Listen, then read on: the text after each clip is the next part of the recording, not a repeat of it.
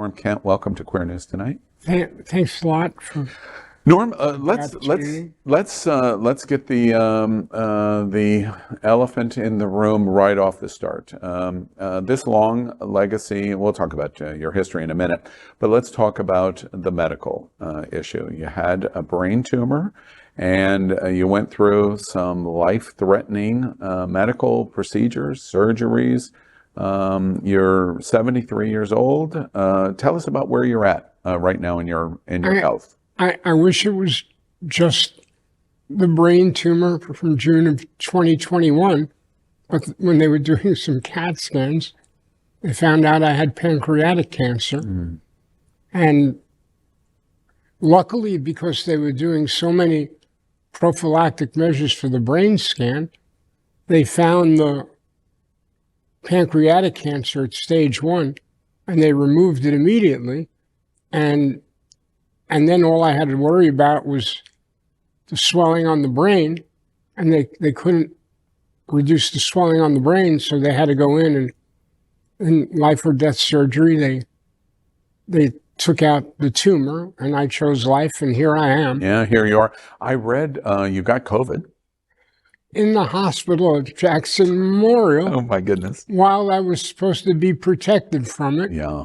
And that was really hurtful because some of my closest friends who were in their 60s and 70s, talented lawyers and professionals in South Florida, were passing away from COVID, including Al Benetton. And, you come down to Fort Lauderdale like I did at the Sonesta Beach Hotel, sailing in a bathing suit, looking at the ocean in Key West and dream about what the future will be.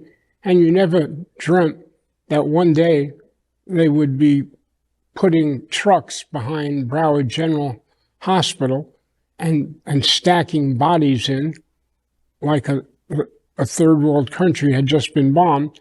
But that happened here in Fort Lauderdale.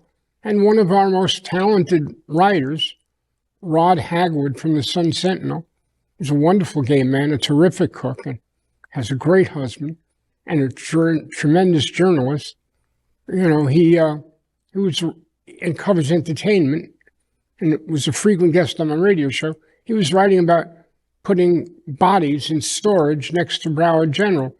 This was not normal for the gay. It wasn't normal for America, let alone the gay community.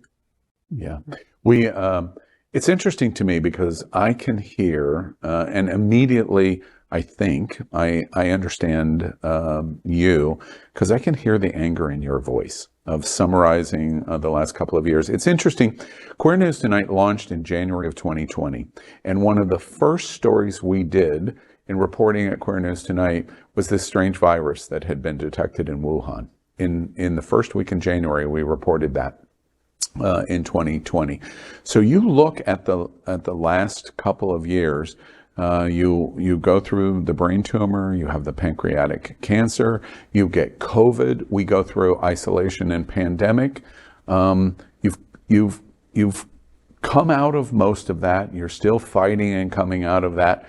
How did you keep your spirits up? All the stuff that you've done in your life, how did you get through the last couple of years? Because first, I never look at the world as down. What you just said is you sensed anger. I'd like to think I'm more like Robert Frost, that I have a lover's quarrel with the world. The opportunity to be alive, to be like Archimedes said, give me a place to stand and I will move the world, is a unique chance that you get as a free American citizen that throughout the world you see people don't get. You remember being 18 years old and protesting in Chicago and watching the mayor of Chicago during the Democratic National Convention say about 18-year-old protesters against the war in Vietnam, say don't fire until you see the whites of their eyes. And in 1970, and one of my friends from Plainview, Long Island, who I had met in a Little League game, was shot and killed by the National Guard. at Kent State University. People have always had to stand naked in front of the cannon and challenge the forces that be. Government was created to control people, while the people are supposed to believe government doesn't try to control them, but freedom is free. That's Have what you the First always Amendment been says. have you always, as it relates to government, not been trusting? Have you always pushed back against the power of whatever the power is? Has that been that's who you've been your whole life? Yeah, think about it. It says Congress shall make no law. In most of the first of the 10 amendments, it talks about the powers government does not have, which on the flip side is saying what rights, powers, and privileges citizens have. And there are always these forces that want to strip them of power. And one of the things that they used to do and get away with was bully the gay community for daring to be different. We're a society that preaches individuality and demands conformity. The logic of what we've done is reversible and needs to be. Mm-hmm. It's a matter of standing your ground, and so that observation that you've ground. made, that's been you your whole life. Yeah. Yeah. You went to Hofstra, just to make sure that we catch up viewers, because a lot of people will not know your story. They will know Norm Kent. They will know creation and what South Florida Gay News is all about, but they don't really know you. You've been here, and you came to South Florida 47 years ago. You've been here 47 years. I used to call Hofstra the Hartford of Hempstead. Yes, and the very first thing I did here, when I moved to a place called The Beginnings in Coral Springs, 2930 Forest Hills Boulevard, was start a sports newspaper for high school students. Yeah. And were you grooming back then by chance? No, I'm only joking. I don't. The newspaper this week, they're doing something about Ron DeSantis grooming, and they have to explain that to me. Yeah, yeah. And I don't understand a lot of what's happened in the last 2 years. Other than that, in the year 2020, I know the Dodgers finally won the World Series, and that made me very excited. So 47 years ago, you come to South Florida. I have seen the pictures of Wilton Manors in that time frame. I saw pictures of the Marlin Hotel out on the beach and what was going on in the gay community. When you came here, you're in Coral Springs, what was Wilton, just describe in that time period in the 70s when you came to South Florida, what was it like for you? It was, we didn't have a political community. It was a small, right-wing trailer park with, I think, about 13,000 people. And in the year 1999, I apologize for interrupting you, but for our audience that might not know, Norm Kent just said, basically, Wilton Manors was a trailer park, or big portions of South Florida were trailer parks. It was. I'm just making sure that everybody understands what you just said. In fact, the area where the Metropolitan is used to be a rundown, beat-up trailer park where homeless people lived a long time ago. And now, look, it's $2,000 a month for a one-bedroom apartment. I was not always a part of it, but late in the 1999 or so, I saw that Wilton Manors was developing, like many communities were, into, I don't want to use the word gay mecca, but many gay LGBTQ professionals were moving in, and they started business and professional groups, and were changing the face and complexion of the city. Back in 2001, the Miami Herald did an article in the paper about how Wilton Manors was becoming a same-sex-centric community, and I just sensed that it would grow. And I had a paper called the Express Gay News back then, and I was very proud of it. We published over 250 issues over 4 years. And I was bought out by one of these gay conglomerates that got government money, and they gave me a lot of money to stop publishing. If I look back with any regrets, I regret the 3 years I had a non-compete between the sale of the Express and my ability to start South Florida Gay News again, because the community had grown. And if anything, the papers we should have had should have illuminated and showcased so many people in our community that had done so well and so much and contributed to the beginning of things like our fund and the AIDS Healthcare Foundation and Broward House and Center One and others. And one of them was kind and generous enough to come up to me as a lawyer and say, would you like a chance to run the largest AIDS project in South Florida? And the thought of being able to help people that were friends of mine who died in the 1980s in California and New York and become director of AIDS Project Florida, we called it APFL, was a great opportunity. And really, between my law practice and the Express Gay News and AIDS Project Florida and playing baseball every year in the Dodger adult baseball camp, something had to go. And you know it wasn't going to be my baseball. That's funny. You know, it's interesting to me because I completely, what you just said in terms of wanting to illuminate the story that you wanted to tell, I completely understand that because through Express, and as you've just said, you were an attorney and a lot of defense work, notable in terms of many of the people that you represented and defended. You took on many, many interesting cases. But Express comes along, and then the 3 years of time, and you form South Florida Gay News. Over the time that you've had South Florida Gay News, you have literally told the story of LGBT America and LGBT South Florida. There's virtually nothing that you have not touched. Well, if you can bear to accept the compliment for a moment, one of the things that I've got to see and watch is this very show that you produce. And you've done a remarkable job with the staff and talent that you have of doing the same thing. The important thing to remember, especially as a journalist, is that you have to take the good with the bad.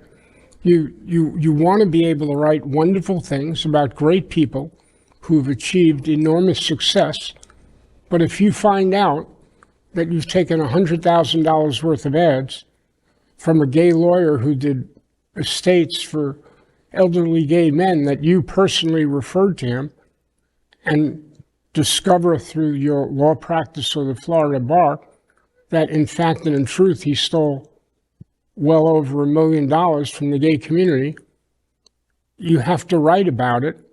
So as a journalist, you're unfortunately required to say that. So we've had a president of Pride go to jail for stealing $48,000. And it's unfortunate, but your duty is to tell the truth. As a journalist, to be transparent. And I couldn't do it alone. I'm the publisher. I relied on Jason Parsley and his experience at FAU and a wealth of people like John Hayden, who's worked for Deco Tribe as a reporter. And some of my writers, Penn Bullock, went on to the New York Times, and Ian Drew went on to People magazine. And I can't even remember some of their names. They've written books. So you're proud at what they have done and what they have achieved on their own. And that's the goal in life, to be all that you can be. I'm curious, Norm, at this point in your, and thank you for the compliment on Queer News Tonight, it's very much appreciated. With all of the things that you have done with South Florida Gay News and where it's been in documenting our story for all of these years, do you feel like you've gotten the due for the commitment to that? You haven't made a fortune on South Florida Gay News, and I'm saying that as nicely as I can possibly say it. We all know that. But have you gotten the due that you think you should get at this point in your life with everything that you've gone through, the transition of South Florida, SFGN, which I'll talk about in a minute? Has it been good for you? Have you gotten I've enjoyed every moment of it. I never looked at publishing and writing as work. I've always felt that the good you do comes back to you. I've met remarkable people, wonderfully talented human beings who have had themselves great lives, tough battles here and there. The producer of my last radio show, I thought he was a great young producer and found out that he overdosed on fentanyl. I don't like those kinds of things happening. They're hurtful. But when you say, have I gotten my due, I don't know what I was supposed to get or expect to get. I studied and read Greek writers and philosophy. And one of the great quotes of Pericles is that if Athens shall appear great to you, consider simply that her glories were won by good men and women doing their duty daily over time. You learn, like Aristotle said, that excellence is not a single action. Excellence is a habit that you produce and you insist upon it. Mediocrity has no place in my life. You get one chance to hit a home run, so you try. Look, Mickey Mantle used to say singles are important too. You got to keep the line moving. So that's important. You can't just win, as Aaron Judge found out, by hitting 62 homers. They still didn't win the World Series. My friend Dusty Baker did. Yeah. You know, Norm, I want to give a couple of examples of this kind of poke in the eye philosophy that you did. In full disclosure to viewers, you're one of only a handful of people through my entire life where I saw something and I literally spit my coffee out. And one morning after, I want to show the Dean Trentellis cover of SFGN. I saw the cover about the Coral Ridge story. And you lived, I knew outside of this community what was going on at Coral Ridge and what he was doing on his Sunday television broadcast at Coral Ridge on US 1.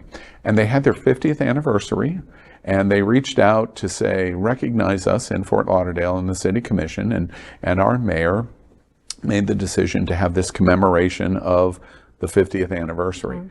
Mm-hmm. And Norm Kent's response as representation for South Florida Gay News is to do a cover of the mayor of Fort Lauderdale in a priest outfit with a cross on his chest saying his message back to you, get over it. And when I saw the cover of SFGN, I was taking a sip of coffee and choked and spit my coffee out because it was like, oh my gosh, you were just fearless. I will tell you this because it's troublesome. Dean was my friend for 35 years. He hasn't talked to me since that cover. He says I was ruining his political chances. No, when you become a politician, you hold yourself out to the public and you have to take the risk that you're going to be criticized. And I think Dean, in many respects, has done a remarkable job and been visionary and represented the gay community and helped out so many clients. We have reason to love him, to like him. And I also think, and I'm not afraid to say this, he's terribly thin-skinned and he can't handle criticism well. And that's why he doesn't talk to me.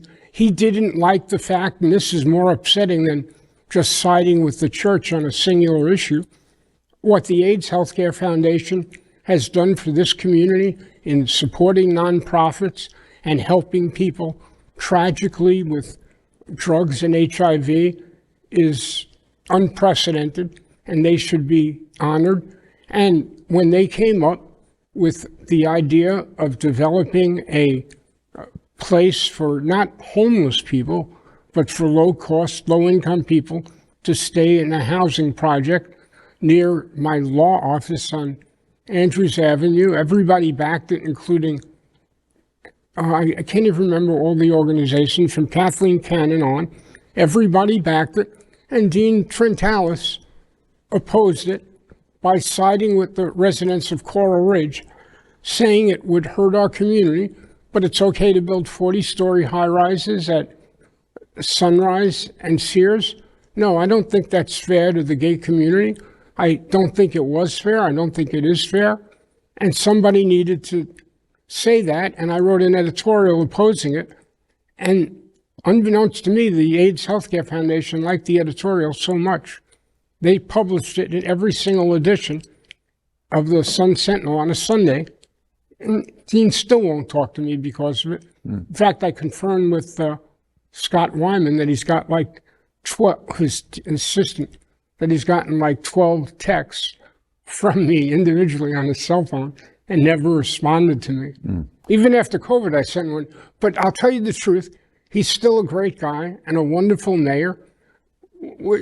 The essence of America is we should be free to disagree. There's where I was going to go with your observation. Is it in our LGBTQ community, can we disagree and still be valuable in the different seats that we represent? Whether we agree with it or not, the greatness of our community is that we all represent in different ways. You just said it. That's the essence of America.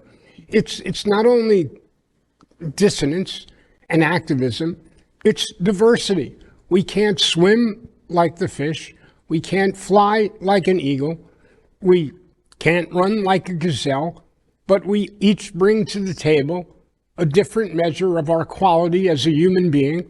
A lot of people don't realize that Misty Eyes is not just a case manager, is not just a drag queen, but a case manager at Latino Salute or Sunserve, that a lecturer who hopes to be one of the plaintiffs in my lawsuit against the governor for what he's doing to the transgender community, a lecturer, AKA Lyman Buff, has a cosmetology degree from a New York university and designs clothing at the Wick Theater, that we were blessed. Ronnie Larson and his amazingly humorous shows on Dixie Highway, he was once the president of his high school class in Bakersfield, California.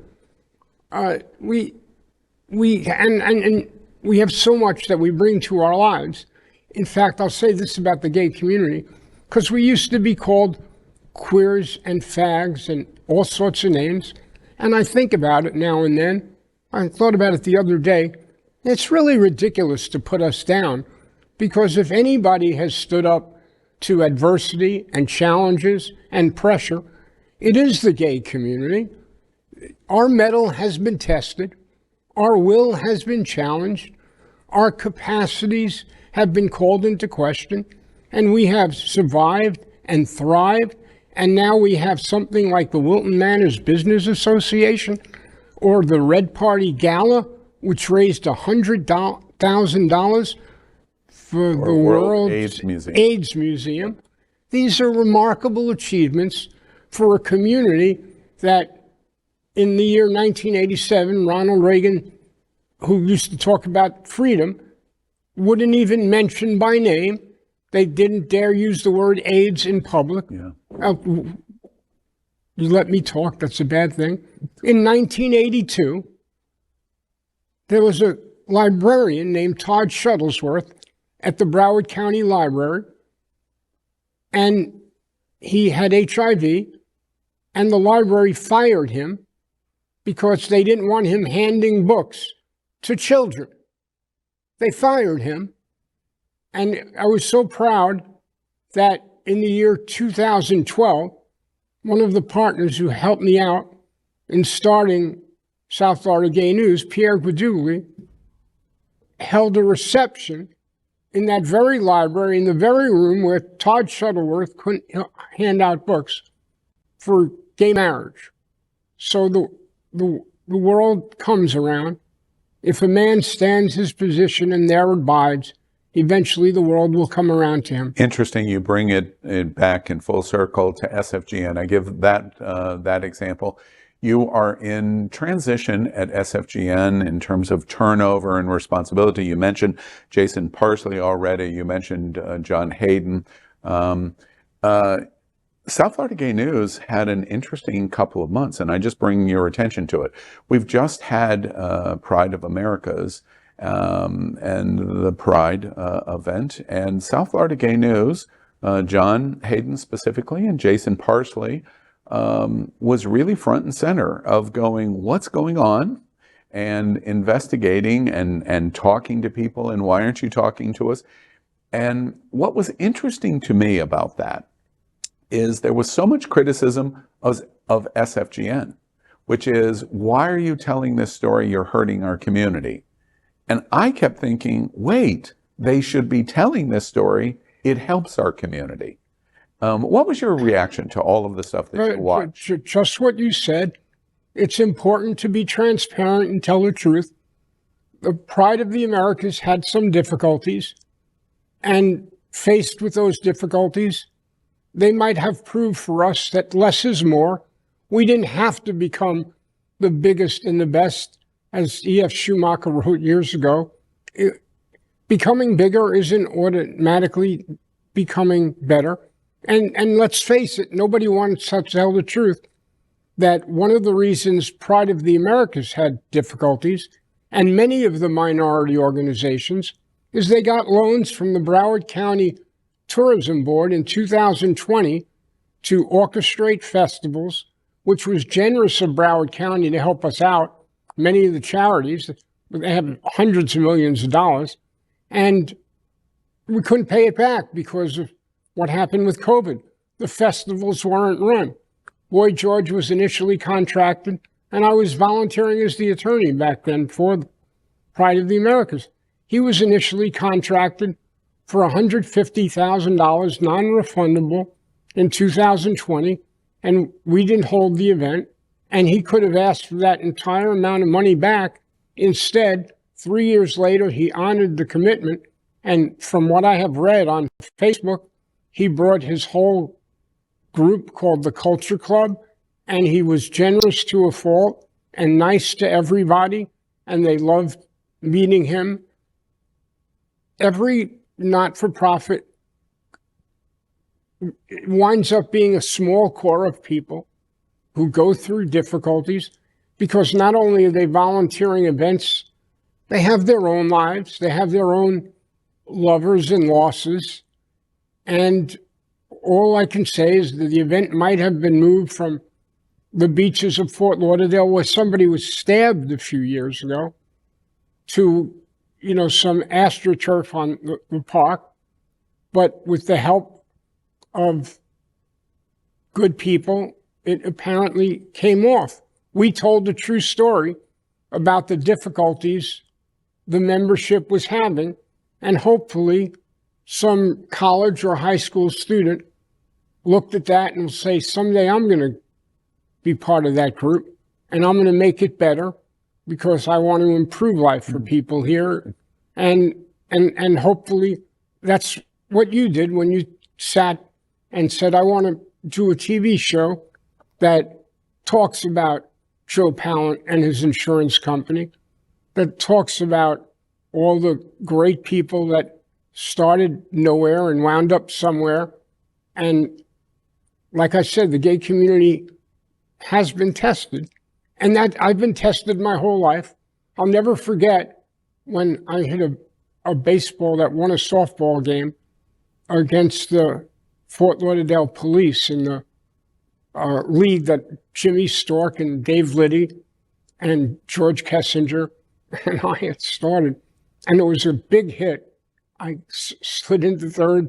They called me safe. The winning run crossed home plate. And the police were so angry because we beat the police team. And I said, pretty good for a faggot, huh? Norm, the transition then that we're watching at SFGN with leadership like Jason starting to fill the role that you historically have filled, John Hayden in his reporting as community editor. Are you proud at what you're seeing your creation do for community? Yes, but I'm not ready to turn off the faucet and stop pouring water. And when I heard about what the governor is doing with the transgender community and all the people I have represented in the transgender community for so many years that have such an incredible wealth of experience and talent, like Miss Allison over at the Boardwalk, was just considered some bookkeeper. She's got a degree in finance too. They're not going to be treated as second-class citizens. I will tell you some very important people in my life who I recently met, because my partner, now ex-partner of many years, John Fugate, just married Brian Swinford in Las Vegas. We got to go there, and it was cold there too. Wherever he takes me, snowshoe, West Virginia. It's cold, but I got to go to Savannah, Georgia, and the first Jewish temple in 1733 in America. But let me not get too distracted, because I was going to tell you this story about the governor, and I want everybody to understand this. And please feel free to use Heather and Nikki Grimes as an example, because John and Brian are together, and for Christmas, Brian took me to see his sister and her wife, and we got to celebrate in their house in Jacksonville, where in December, little Jaden would run barefoot on an acre of land. I told them we could turn that into a baseball field if they'd let me. And they're raising and have adopted 5 children who were abandoned by, dare I say it, in some cases, Christian households. They, on their own, took these children in, adopted them all, and care for them. And aside from that, they both work at the local animal shelter in this tiny little town in Middleburg, Florida. And when they're not at the animal shelter, they brought 4 pit bulls into their home who they adopted that I got to play with at Christmas. And wherever you go throughout their house, there are signs of family, and family is love, and Christmas trees. And even though their microwave might not have worked one day, they cook for these children, and they're raising these children. And they had me go to one day to a church that I absolutely love, where everybody was cheering, and it was fun. I forget what it was called. And a 13-year-old boy, they said a prayer for me before my last operation. It said, life matters. You're going to continue to work next. The passion for you is what you're seeing Governor DeSantis do in Florida. And this is going to become a passion project for you in terms of standing up for trans community. It's terrible. What he's doing is absolutely frightening and horrible. He's saying their lives don't matter when their lives are worth every bit as much as his wife, Casey, who had cancer and survived. How can he diminish or demean free Americans who are living their life? It's so precious, our lives. We've seen the collapse of buildings in Miami Beach, the terrible tragedy in Turkey, the World Trade Center, where I lost friends from Hofstra Law School. 3,000 in one day. We thought that was a life-shaping event for America. Can you imagine what Syrians are going through when they lose 30,000 people in a single day? Life is too precious on Earth. We have to value every single moment. It's not only what Robert Frost said, 2 roads diverged in a wood, and I took the one less traveled by, and it has made all the difference. In your life, in every life of every young person, at every level of government, whether you're a city commissioner who's gay in Orlando, you have to choose life, look at pulse, and then something happened while I was in the hospital last month getting operated on. My brother told me there was a similar shooting in Denver where he lives. This is unacceptable. This is not the way we should live our life. I don't want to live our life. You know, Norm, and I can hear the passion in your voice, which is exciting. One last thing that I want to explore with you is age. You've been here 47 years. You literally have documented the LGBTQ community, not only here in South Florida, but really all over the country. 73, you're in this transition at South Florida Gay News and what you've built there. And it's clear you still have passion left. You're not done. One of the things that's interesting to me about age is at the end of the year, South Florida Gay News does the very fine Best of South Florida. I think it's an outstanding program that you do in recognizing those that need additional help in recognition and what our community likes about our community. And I really applaud you for it and the development of it. But you did my staff thanks you. Yes, and you did an issue at the end of the year that you've done for a long time called Person of the Year. And I was very moved at your situation and what you've gone through over the last couple of years, your age and longevity, transition of younger voices like Jason to now step into your shoes.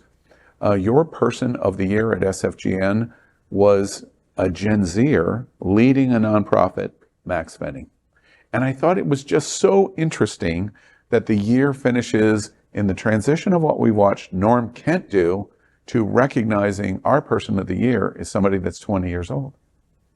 Age and the issues of age, which, what do you think about the young LGBTQ community? Are you a big cheerleader for them? You think that they're involved in the way they should? What do you think? I think in many respects, it's not a matter of pushing down the door and coming out of the closet. It's just pushing the curtain aside. It's accepting who you are as they are. And when they add letters to the definition of what LGBTQIA is, what they're really doing is showing how we have always been an incredible part of the community and people didn't include us. Will Smith, the actor or comedian, once said, it's not that there's discrimination against the African American community. It's just that we're filming it for the first time. And I have a series of incredible jokes about that. I remember once in the Deep South when a couple of white drunks ran over a young black kid, and the black kid they said he got away with it. I probably shouldn't tell this joke and then yell at me. And I said, what do you mean he got away with it? They said, well, they only charged him with leaving the scene of an accident. That's not fair. But as a criminal defense attorney, I've seen gay people prosecuted for lewd and lascivious acts that when straight people make out on the Fort Lauderdale beach, they get home and they get congratulated by their buddies in beer parties for having scored, and the gay people wind up with 30-day sentences. Yeah. Totally unacceptable. And it's a matter of standing up for your rights and never walking away from them. You can't ever look the other way, and nothing's better proof than a Ron DeSantis.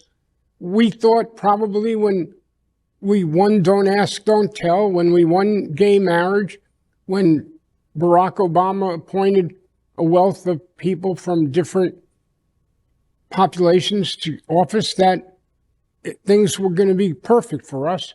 But look, here we are less than a decade later, fighting to be able to allow someone to watch La Cage aux Folles on Broadway without the artist being arrested. Don't they remember Joel Grey in the Cabaret? Cabaret, right. Exactly. So, to the point of your cover at the end of the year, so 73-year-old Norm Kent, thousands and thousands of stories that you've told about our community in SFGN. Are you do you have confidence in our young LGBT that they're going to lead us next? Are you confident where they're taking us? Sometimes you're so busy with the here and now that you don't always look towards the future. You just try to do your job right daily and hope the rest will fall in. But why not be confident? I remember when in 1975 at Hofstra Law School, I wrote a column about Disney World being America's dream. And now I'm thinking about retiring to Orlando. And the reason I mention that is because you and a lot of people probably don't know that when they first started to allow gays into Disney World, there were Christian groups and protests that wanted to stop gays from coming. They flew helicopters saying, gays not welcome, gays have to have a dress code. We don't want gays at Disney World. And now one of the biggest events that Disney holds are gay days. Well, I didn't want to move to Orlando because I thought every time you go up there, it's bumper to bumper traffic. Well, not if you're not there for gay days.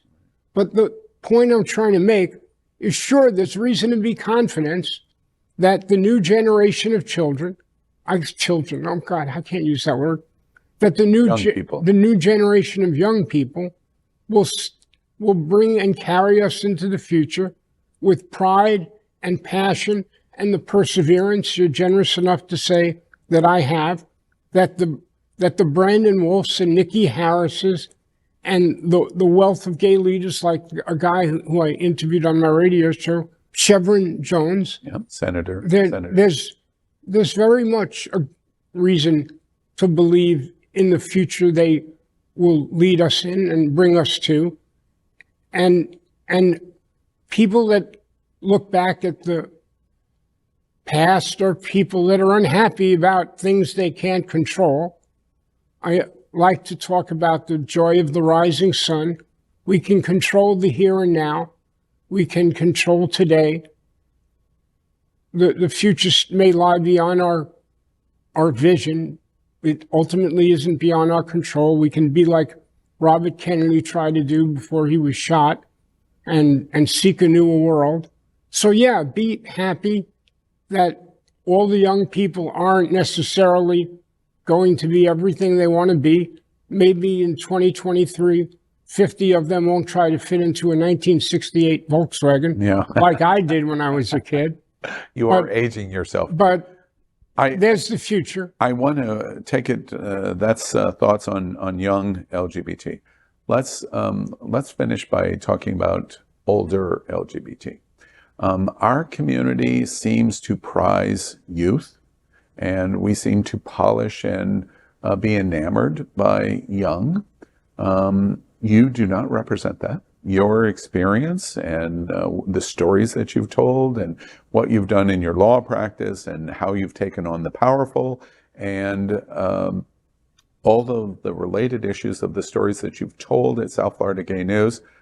How do you think the LGBTQ community is getting it or what they're thinking about our most experienced, oldest people in our community? Where you sit in that? Where do you think the LGBTQ community is on the age of Norm Kent?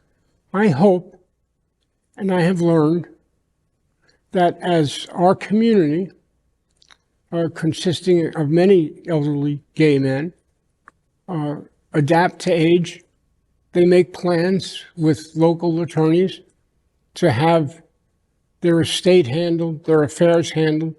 You don't want to find out that a nephew and niece you haven't seen in 20 years is suddenly placing you in an assisted living facility against your will.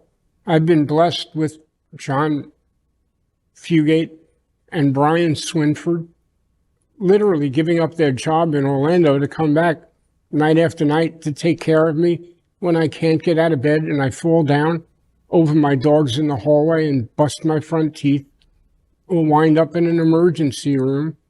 John works in Orlando, and 3 nights last week he he drove down after work to come see me in the hospital and make sure I was getting the care.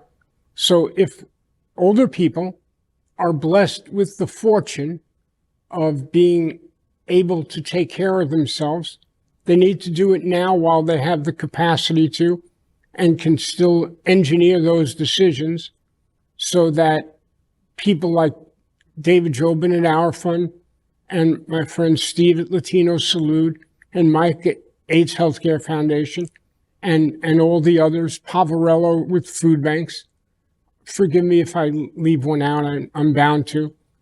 I want the gay community to understand these things can happen quickly and suddenly, and you might not have time to prepare. So do it while you can. Go to a lawyer and make sure that your affairs are in order.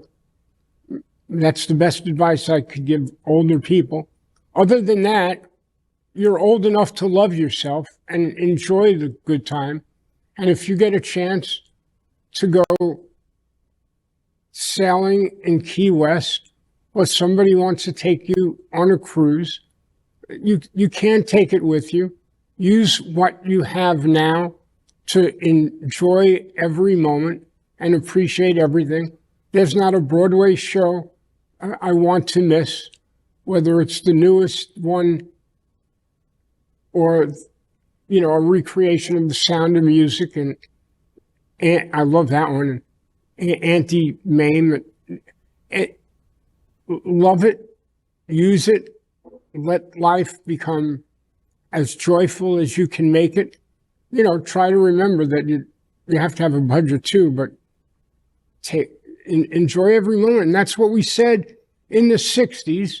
You know, we said in Woodstock for free love, free spirit. What we meant is, if it's to be, it's up to me. Be all you can be. Yeah. I probably have lots of quotes. I can't remember that, you know. It's good advice. Last thing I want to leave viewers with, and talking and having this opportunity to talk about your impact on LGBTQ community with what you've been through, this pandemic and the brain surgery and the pancreatic cancer and getting COVID in hospital and all of the stuff that the isolation of pandemic. I know that many people in our community thought, that's it, Norm's done. I never thought that for a minute. Lots of people behind you around the scenes did think that repeatedly. I heard it myself over and over. I might have even wished it. I heard it. I heard it, and I said, I would say things never. Oh, I can't remember the quote. It's one of my favorites, but see, I can't remember things, but one of my favorites is, don't let the future haunt you. I can't remember. And that's where my question is going. So mortality is in front of all of us. You know, it's an eventuality for all of us. Gay community seems to push it off. No, I'm going to live forever. And maybe that's part of the spectacularness of the gay community and the LGBTQ community. Mortality is sitting right in front of you. And I'm just curious, with what you've gone through over the last years and the spectacular life that you've had and the spectacular stories that you've told, are you facing that mortality? Do you have fear? Do you have, I'm not even thinking about it. Where are you in terms of your own mortality? I'm excited that I'm in the middle of a National Fantasy Baseball Championship draft, and I landed Anthony Rizzo from Parkland, who survived testicular cancer at the age of 20, and Mike Stanton, who hit 58 homers for the Marlins. You try to get excited about something every day. I didn't like falling over my dogs in the hallway and losing my 2 front teeth. But there's Dr. Howard Cunningham, who is blessed with an incredible husband who he lost last year, but has a wonderful child. And I'm thrilled that the gay community has had so much success, but I'm trying to remember, never a downhill skier, if you've ever done that, never turns around and looks back. No one that's ever on skis moving down a mountain will stop to look and see what's behind them. That's one sure way of killing yourself. Yeah, that's fun. So you look forward all the time, and if you live that life, then that's the kind you will live with. You don't, everybody has, as you said, a mortal end, but you don't die from cancer. You don't lose a battle with cancer. It's not how you die, it's how you live.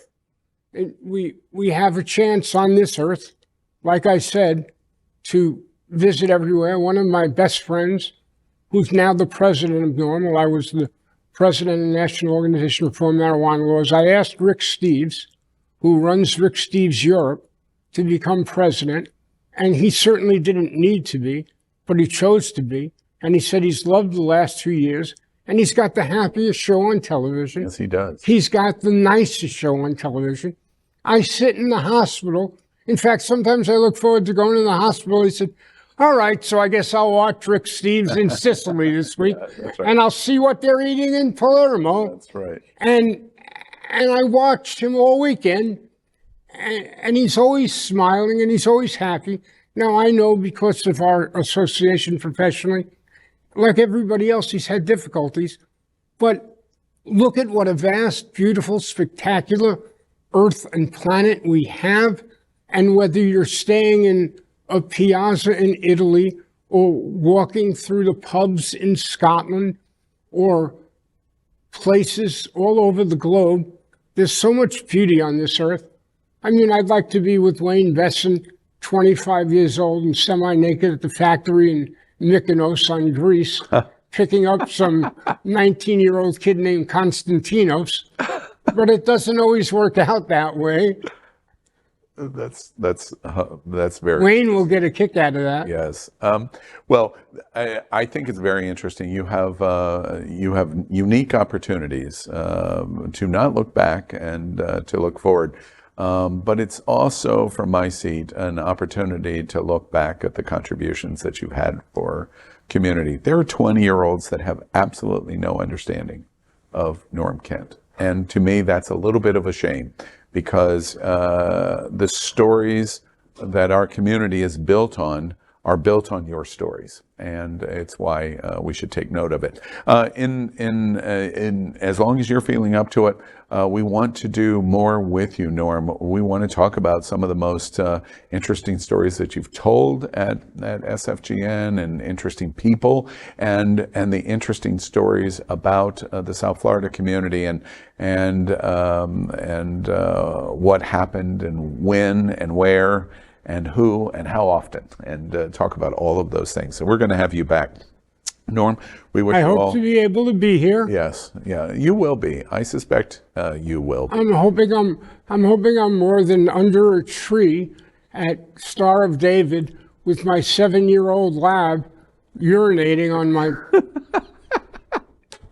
I'm sure you will. I one of the problems from the brain surgery is I lost hearing in my right ear, and I had to go to an audiologist, and I had to pay thousands of dollars for a hearing aid, and my nurse put them up on my shelf right above my medical bed. And this weekend, while I was moved into the hospital, my 8-week-old puppy, Moonlight, and we should name him Moonwreck, went on top of the bed, said, I think I can eat those. Oh, dear. And he ate my hearing aids. So when I came home, I looked for my hearing aids and they weren't there. And John said, when I get back from Orlando, I'll find them. And we found them in little pieces. And you know, they charge a lot more for food, dog food nowadays. But my goodness, why would he want to eat hearing aids? It's called the problems of gay men. That's what it is. Norm, we thank you very much. Fascinating. This has been fun. Yeah, and we're very honored that you're here. I hope I didn't embarrass Jason. No, I suspect you did not, or John Hayden. We thank you very much, Norm, for being with us for this fascinating glimpse into our community, and we thank you for being here at Queer News Tonight. Okay, thanks so much. Now let's hope my nurse can figure out how to... Plus News is vital for our community and for the broader world as a whole. We have enough enemies at Fox News. Tucker, Sean, and Laura are loud. We need passionate allies. Happening Out television network, Queer News Tonight, and It's Happening Out are literally out of the closet and into the headlines. Our community needs your support. Like this broadcast and subscribe now to ensure the growth of the entire LGBTQ+ community.